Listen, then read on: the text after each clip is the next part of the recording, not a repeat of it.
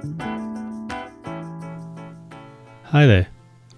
Today we're going to be taking an Amtrak Lakeshore Limited from New York City to the Windy City, Chicago. We're going to be travelling in a roomette and it's an overnight trip. Overall duration is around 14 hours. We caught a New Jersey Transit train into Penn Station, where you go down to the back of the platform, and on some of the platforms you can catch the elevator directly into the Moynihan train hall, which is what we did here.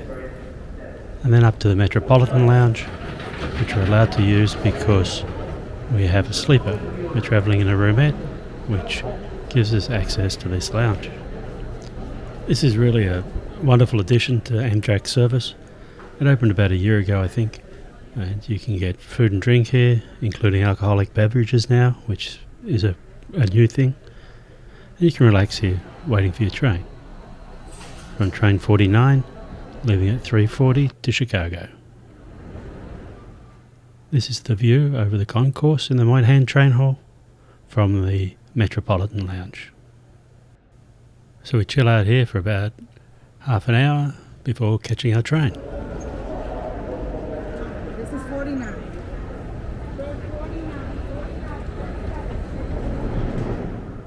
The train consist today is made up of both old and new Viewliner cars. I'll give you a tour of those later, but we have the old Viewliners with the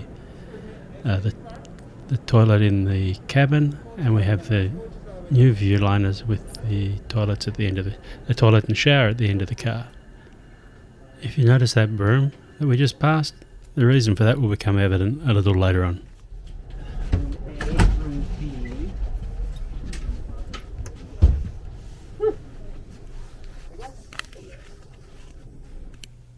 Okay, and before you know it, we're off, departing Penn Station for Chicago. We go underground here at Penn Station and pretty well halfway across Manhattan. Actually, I shouldn't say across Manhattan because we actually travel north along the western edge of the island of Manhattan.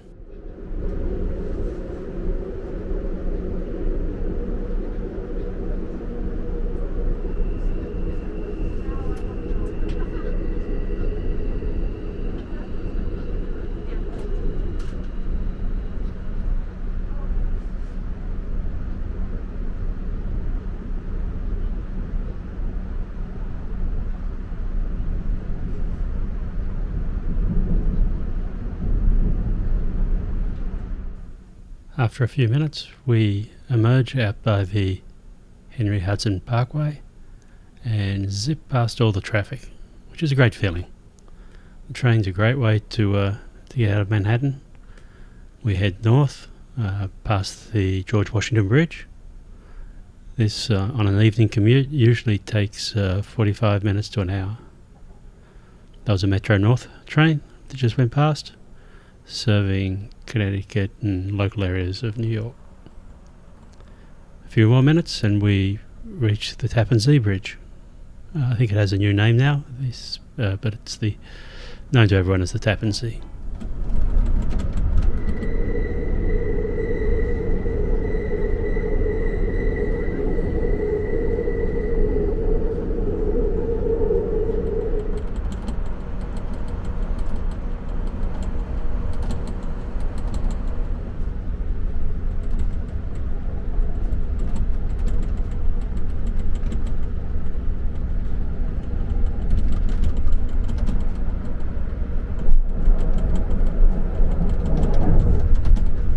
Okay, as we chug up the banks of the Hudson, let's have a look at our roomette.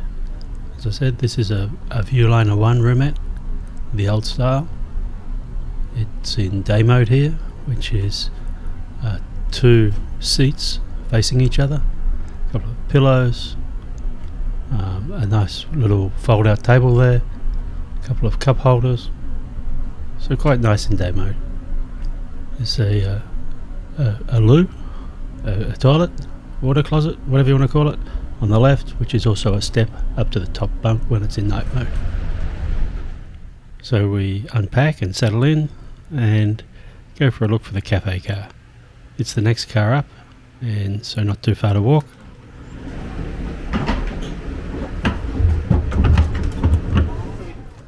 And here we are. Unfortunately, they're not serving food. Apparently, the cafe car doesn't become active until after Albany. This train's a little unusual in that the Lakeshore Limited has 2 trains that join in Albany and then continue on to Chicago. All up, it takes us a couple of hours to get to Albany. Albany Rensselaer, I'm not sure if that's the right pronunciation, but it's actually across the river from the main town of Albany.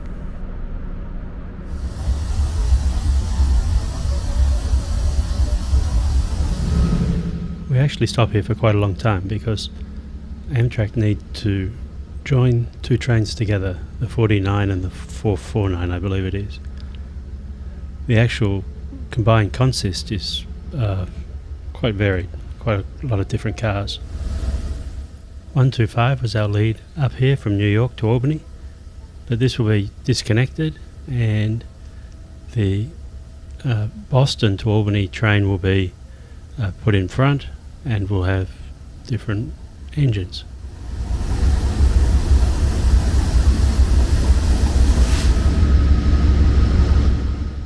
And this is the engine that will actually lead us all the way to Chicago, number 118.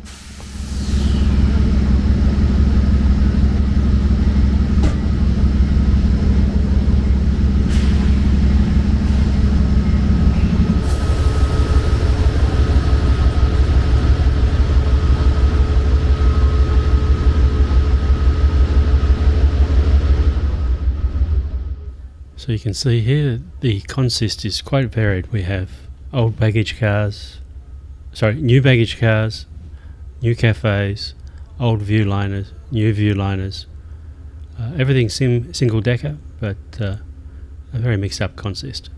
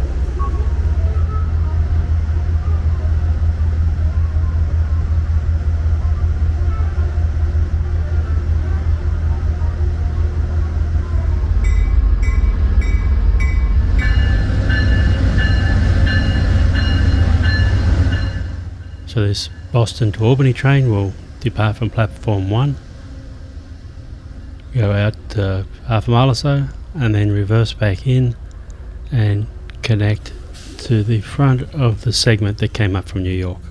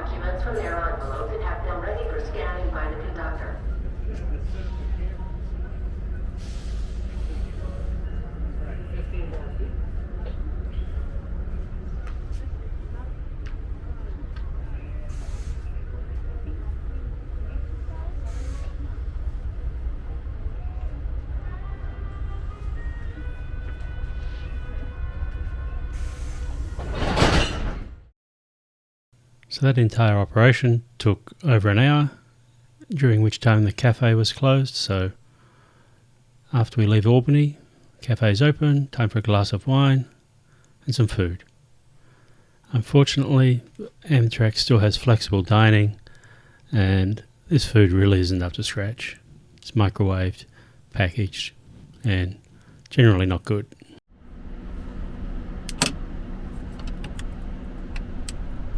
So after dinner, it's time to retire. The attendant has put the roomette into nighttime mode, which basically folds down the bed. It's just me here, so we don't use the top bunk. Here's the in-room toilet, flushing, etc. The step to get to the top bunk if you need it, with the toilet underneath. Not my favourite setup, a little bit unsanitary in my opinion, but they've been replaced now anyway. The whole setup is very compact and functional, and no real complaints. It's completely comfortable for an overnight journey. Has all the controls here, the lights and music, so no complaints, but I'm looking forward to checking out the new ones.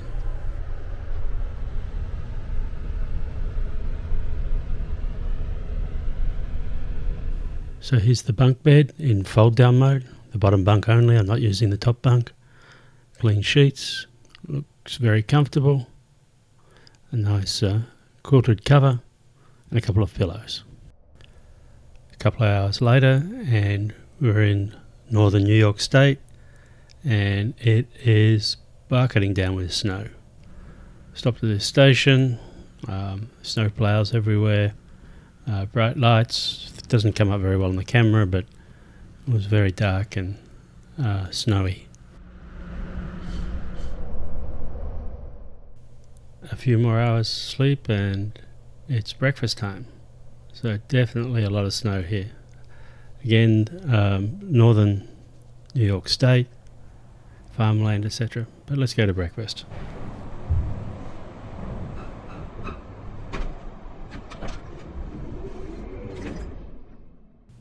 Incidentally, it's free seating at breakfast, unlike at dinner. So just sit anywhere and start whenever you want to.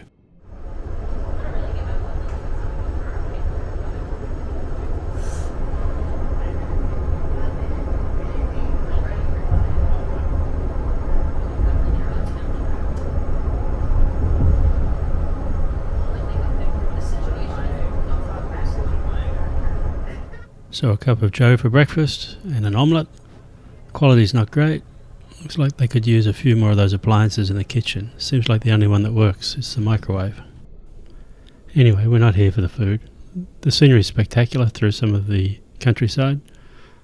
There are a lot of industrial and disadvantaged areas up here though, in northern New York State.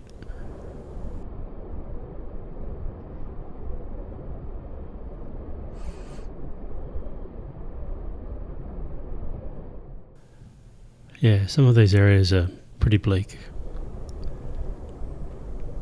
These are the railroads, the railroad yards, and with the wind and snow, I wouldn't like to be out there.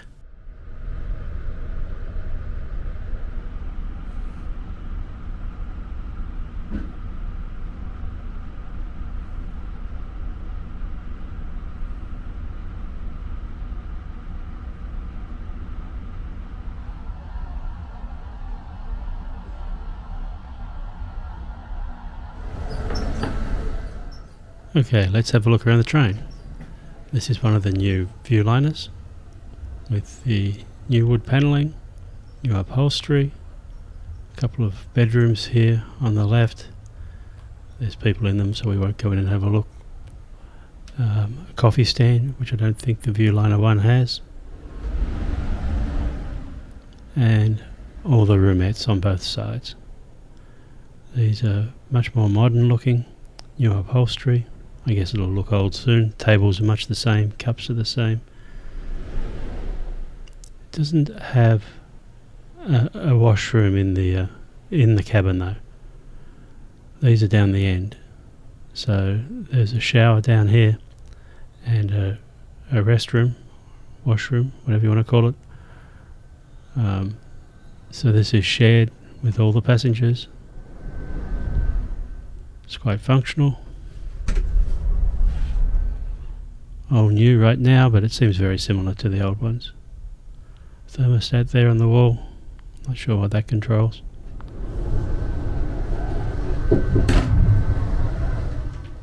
And a separate shower. Again, it's shared with all passengers on this car. So imagine it might get a little crowded sometimes. Now back for comparison to the older generation Viewliner. Not a huge amount of difference. The same floor layout with 3 bedrooms, I think it is, and a bunch of roomettes. We're always through here.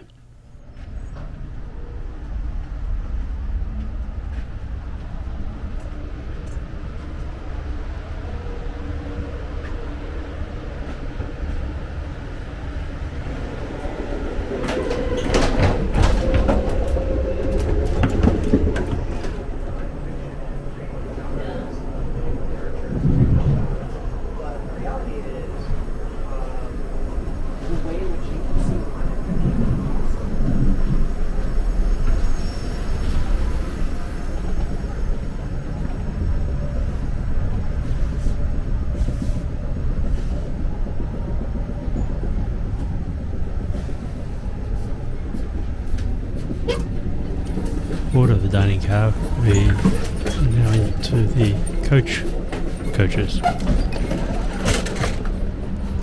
Again, these seem to be a couple of different generations as well. There's a few differences in the seats, but you see it's very comfortable compared to coach on an airline.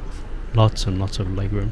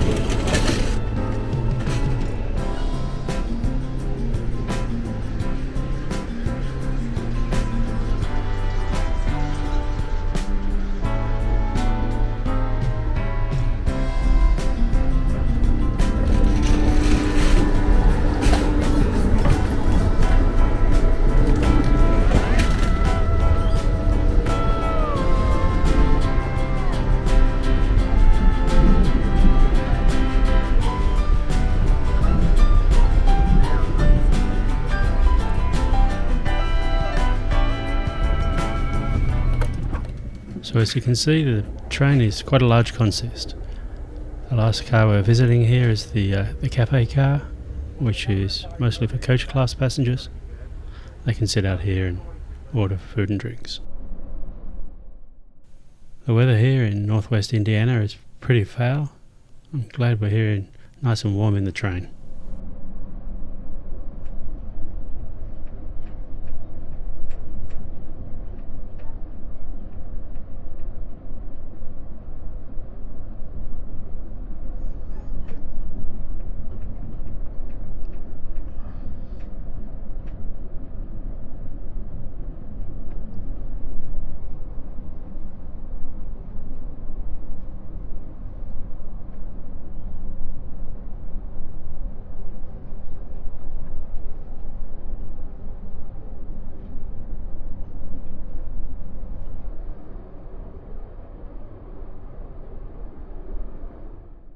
As we get to the outskirts of Chicago, the weather clears up.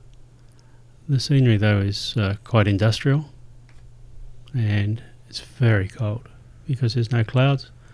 The temperature is around about minus 12 Celsius, or about 20 degrees Fahrenheit.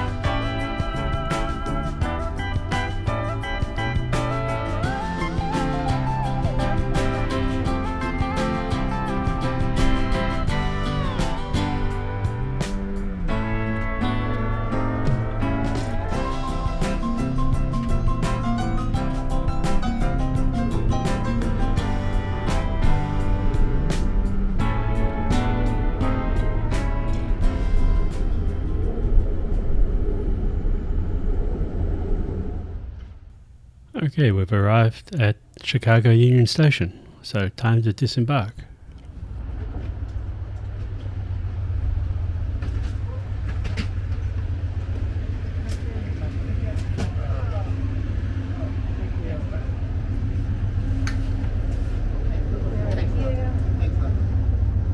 Thank you, David. Thank you. It's quite a distance from the rail car to the concourse, but there are red caps available. If you have luggage or have some sort of mobility issue, then there's always someone there to help you. Now, can you remember I mentioned the broom? This is to sweep the steps of all the snow that accumulates as we go along.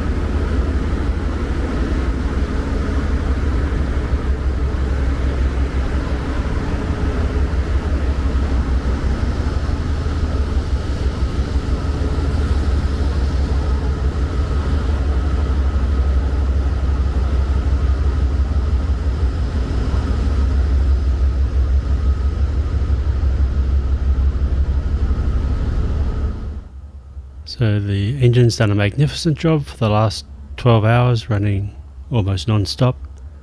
and covered in snow here in Chicago.